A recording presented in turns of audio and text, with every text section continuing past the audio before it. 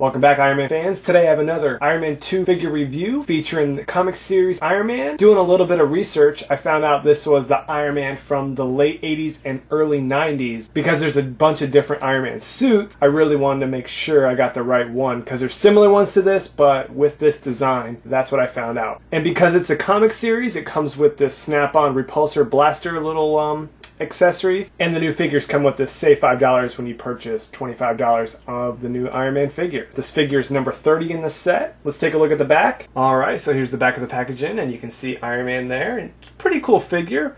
He's got his repulsor blaster accessory on his hand. This figure is also pretty cool because it has the shoulder pads that flip up, much like the War Machine comic series, so that's really cool. And the bio up there doesn't give anything particular to this character other than it's just another Iron Man suit for Tony Stark. But then here's some other figures in the back of the box. I've already reviewed that Iron Man, number 28, and the Guardsman 29. And then on the bottom there's Titanium Man 31, which will be my next review. So that's pretty cool. So let's open them up and let's check them out. Alright, so now that we have the Iron Man out of his packaging, you can take a good look at him.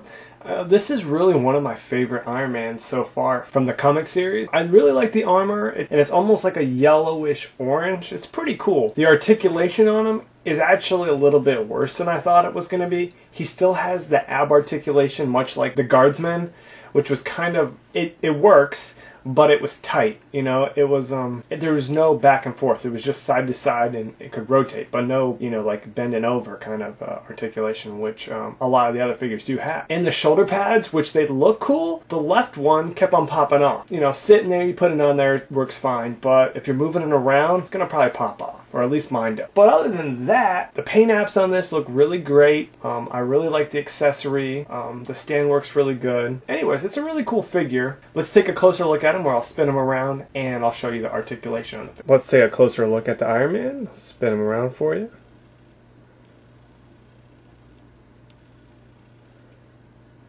It's a pretty cool looking Iron Man. I really think it is one of the cooler suits of the old style Iron Man. I really like the new Iron Man suits, but this is pretty cool too for being an older suit. And you can see how these flip up. It's kind of neat. Alright, so you can tell it's pretty cool. It's really kind of got like this darker orange here in the creases to really highlight the muscle tone. They didn't have to do that. It could have just been all one solid color, but it gives it a distinct look to it, so it's pretty cool. Let's take a look at the articulation. The head can spin all the way around. To get the arms to move all the way around, you have to lift that little flap up so it can spin around. It goes up and down. The elbows can rotate all the way around and bend. Neither one of the Iron Man's hands really seems like it wants to move. Here's the articulation at the waist.